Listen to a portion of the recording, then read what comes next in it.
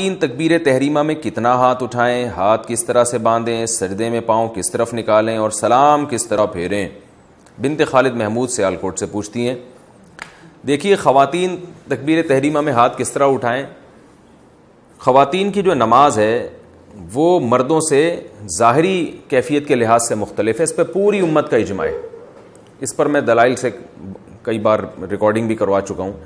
یہ اب شروع کیا ہے، فتاویٰ بعض علماء نے دیے ہیں کہ خواتین ایسے ہی نماز پڑھیں گی جیسے مرد نماز پڑھتے ہیں، اور دلیل یہ دیتے ہیں کہ رسول اللہ صلی اللہ علیہ وسلم نے فرمایا صلوا کما رأیتمونی اصلی، ایسے نماز پڑھو جیسے میں پڑھتا ہوں۔ تو ہم یہ کہتے ہیں یہ صرف نماز کے بارے میں نہیں ہے، حدیث میں بھی آتا ہے خذوا عنی مناسککم، حج ایسے کرو جیسے میں کرتا ہوں۔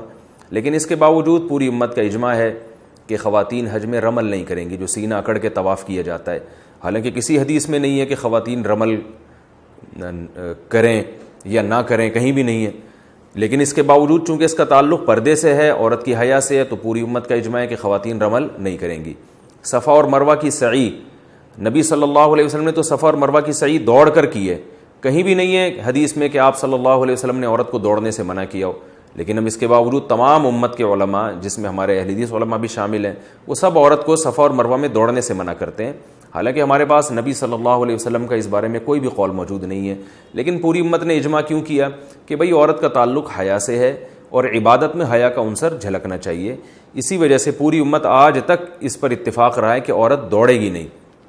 اسی طرح لبیک آہستہ کہنا، تو حالانکہ رسول اللہ صلی اللہ علیہ وسلم نے تو لبیک زور سے کہا ہے، لیکن اور عورت کو کہیں بھی نہیں ہے حدیث میں کہ نبی نے زور سے لبیک کہنے سے منع کیا ہو، مگر پوری امت کا اجماع ہے کہ عورت آہستہ لبیک کہے گی، کیونکہ حج ایک عبادت ہے اور عبادت میں عورت کی حیا کا عنصر جھلکنا چاہیے۔ تو اسی بیسس پر امت کا اس پر بھی اجماع رہا ہے کہ اگرچہ حدیث میں صراحتاً نہیں ہے کہ عورت سمٹ کے نماز پڑھے، لیکن پوری امت کا اجماع رہا ہے کہ عورت سمٹ کے نماز پڑھے گی، مردوں کی طرح چوڑی ہو کے کشادہ ہو کے نماز نہیں پڑھے گی جیسے مرد سجدہ کرتے ہیں یا مرد رکوع کرتے ہیں۔ اس میں امام ابو حنیفہ، امام شافعی، امام احمد بن حنبل تو امام بخاری کے استاذ ہیں، حدیث کے بہت بڑے عالم ہیں، وہ تو یہاں تک بھی کہتے ہیں کہ عورت نماز میں تکبیر تحریمہ والا رفع الیدین ہی نہیں کرے گی تاکہ ہاتھ اٹھانا ہی نہ پڑے اس کو۔ تو اور امام شافعی سے بھی یہی منقول ہے کہ سمٹ کے نماز پڑھے گی۔ تو چاروں ائمہ سے منقول ہے، تابعین، تبع تابعین، اور آج تک امت کا اس پر اجماع چلا آ رہا ہے۔ تو اب اگر کوئی اس میں حدیث کا مطالبہ ہم سے کرتا ہے کہ حدیث میں دکھاؤ کہ کہاں لکھا ہے کہ عورت سمٹ کے نماز پڑھے گی، تو اس سے فوراً آپ مطالبہ کریں کہ حدیث میں یہ کہاں لکھا ہے کہ عورت آہستہ لبیک کہے گی، عورت صفا اور مروہ کی سعی جو ہے وہ دوڑے گی نہیں اس میں بلکہ چل کے کرے گی، اور عورت رمل نہیں کرے گی، سینہ کھڑا کے پہلے 3 چکر نہیں لگائے گی طواف کے۔ تو جیسے وہاں حدیث نہیں ہے امت کا اجماع ہے، تو ایسے یہاں بھی حدیث نہیں ہے امت کا اجماع ہے۔ یعنی حدیث سے میری مراد قول رسول صلی اللہ علیہ وسلم۔ ہاں صحابہ تابعین کے آثار ہیں، وہ تو موجود ہیں ہمارے پاس۔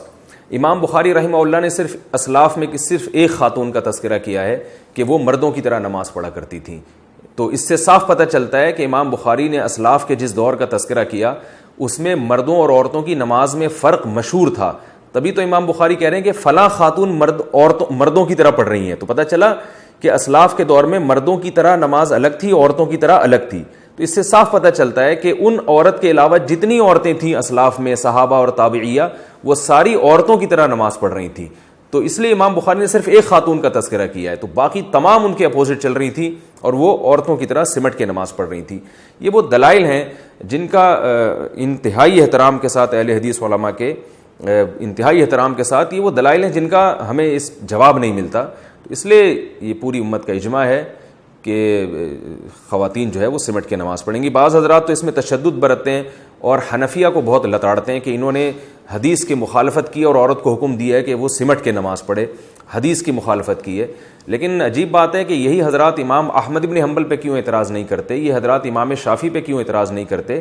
امام احمد بن حنبل اور امام شافعی تو یہ حدیث اپنی مسند میں لے کر آئے ہیں کہ صلو کما رأیتمونی اصلی، ایسے نماز پڑھو جیسے میں پڑھتا ہوں، اس کے باوجود اس کے خلاف فتویٰ دے رہے ہیں، اس لیے کہ انہوں نے اپنے زمانے میں دیکھا ہے، پوری امت کو ایک تواتر سے ایک عمل کرتے ہوئے دیکھا ہے۔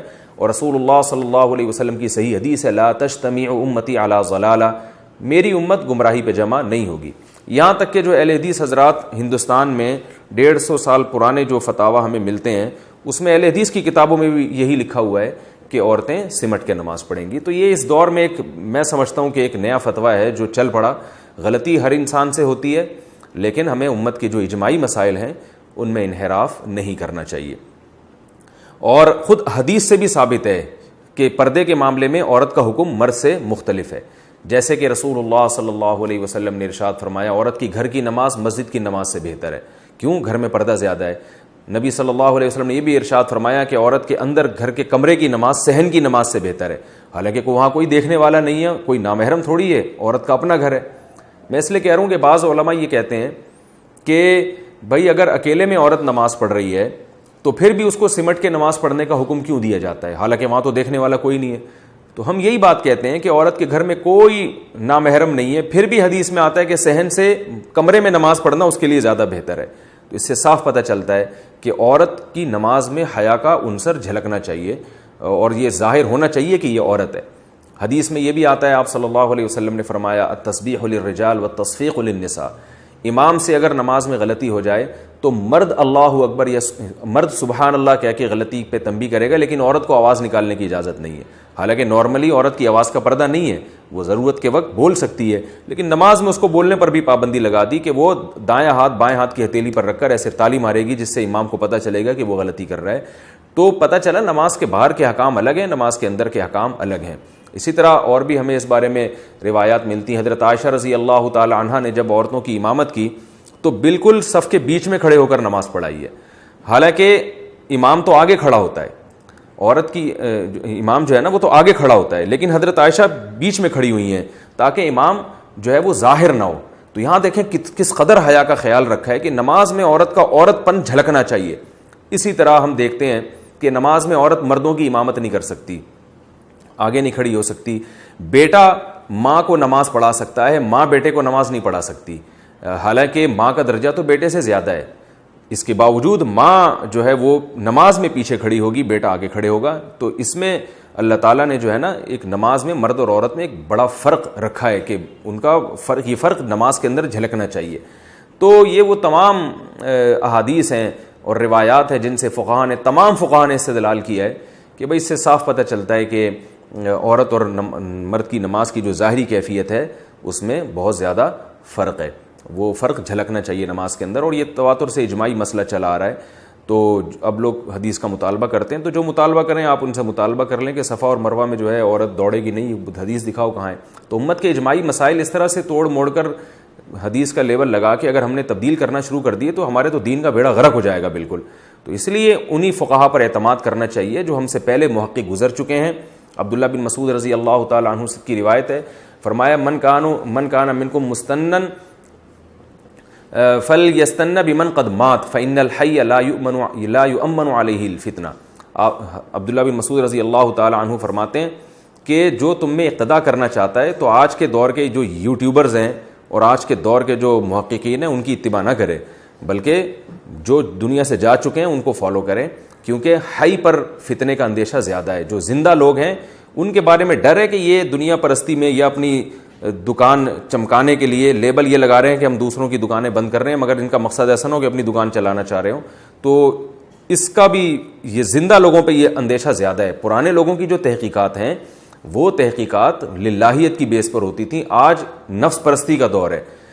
تو اس لیے میں پھر بھی ان اہل حدیث علماء پر ہرگز طنز نہیں کر رہا کہ جو اور کہتے ہیں کہ عورتیں جو ہیں مردوں کی طرح نماز پڑھیں گی. میں ان کی نیت پہ شبہ نہیں کر رہا, لیکن میں یہ کہہ رہا ہوں کہ بعض لوگ ایسے بھی ہو سکتے ہیں کہ جن کا مقصد اپنی دکان چلانا ہو اور وہ قرآن و سنت کا لیبل لگا رہے ہوں. باقی سب ایسے نہیں ہوتے. بعض لوگ کی تحقیق ہی ہوتی ہے, وہ سمجھتے ہیں کہ قرآن و سنت کی روشنی میں یہی برحق ہے. تو ہم یہ سمجھتے ہیں کہ جن کی یہ تحقیق ہے اور وہ اللہ کے خوف سے اور اللہ اس کے سامنے جواب دہی یعنی ان کے سامنے ہے, اس کے باوجود انہوں نے یہ فتویٰ دیا, تو پھر ہم سمجھتے ہیں ان سے یہ اجتہادی غلطی ہوئی ہے, اور اجتہادی غلطی پر بھی اللہ تعالیٰ نے اجر رکھا ہے.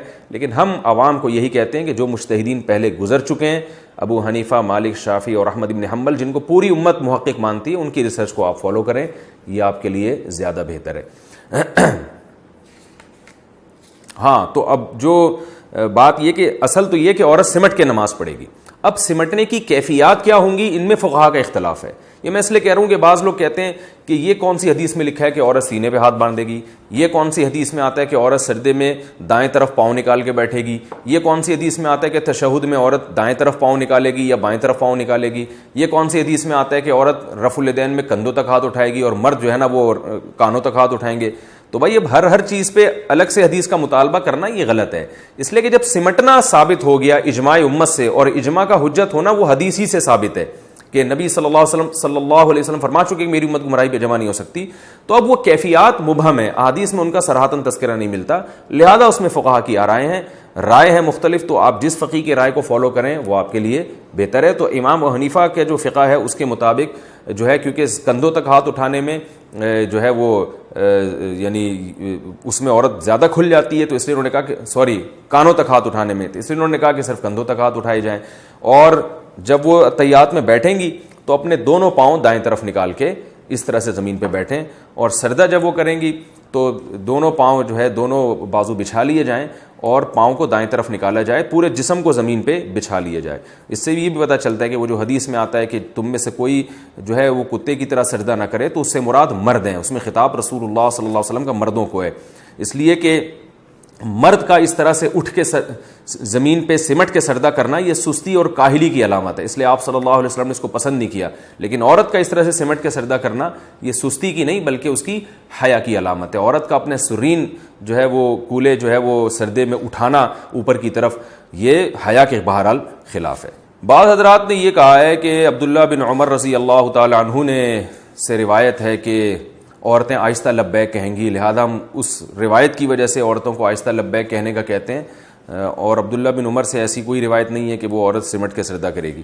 تو یہ یاد رکھیں عبداللہ بن عمر کی جو روایت جو بھی پیش کرے تو یہ ابن جریج مشہور مدلس ہے، ان کی مدلس روایت ہے، لہذا یہ روایت ضعیف ہے. پہلی بات تو یہ. دوسری بات یہ کہ اگر آپ قول رسول نہیں پیش کر سکتے تو پھر اسلاف کے اقوال تو ہمارے پاس بھی ہیں جس میں عورت کو سمٹ کے سجدہ کرنے کا حکم دیا گیا ہے، جیسے ابراہیم نخعی رحمہ اللہ تعالی. اچھا، ابراہیم نخعی رحمہ اللہ سے ایک روایت یہ بھی ہے کہ عورت اور مرد کی نماز میں کوئی فرق نہیں ہے، اور ایک روایت یہ بھی ہے کہ عورت نماز میں سمٹے گی. تو بعض لوگ ان کی دوسری روایت پیش کرتے ہیں کہ ابراہیم نخعی جیسے جلیل القدر تابعی جن کا امام بخاری بھی بڑا تذکرہ کرتے ہیں، تو وہ یہ کہہ رہے ہیں عورت کی مرد کی نماز میں کوئی فرق نہیں ہے. تو یاد رکھیں یہ جو روایت ہے ان سے دونوں روایتیں، ایک روایت میں آتا ہے کہ وہ ابراہیم نخعی کہتے ہیں کہ عورت اور مرد کی نماز میں فرق نہیں ہے، ایک میں آتا ہے کہ فرق ہے. تو صاف پتہ چلتا ہے کہ اس روایت کا مطلب کچھ اور ہے، اس کا مطلب کچھ اور ہے. تو عورت اور مرد کی نماز میں فرق نہیں ہے رکعتوں کے لحاظ سے، قرات کے لحاظ سے، تسبیحات کے لحاظ سے. جو مرد نے پڑھنا ہے وہی عورت نے پڑھنا ہے، جتنی رکعتیں اس نے پڑھنی ہے اتنی اس نے پڑھنی ہے، اس لحاظ سے کوئی فرق نہیں ہے. اور دوسری جو ابراہیم نخعی سے روایت ہے جس میں آتا ہے کہ فرق ہے، اس سے مراد ہے کہ ظاہری کیفیت کے لحاظ سے فرق ہے. میں اس لیے کہہ رہا ہوں ایسا نہ کوئی ابراہیم نخعی سے وہ روایت پیش کر کے آپ اس سے متاثر اور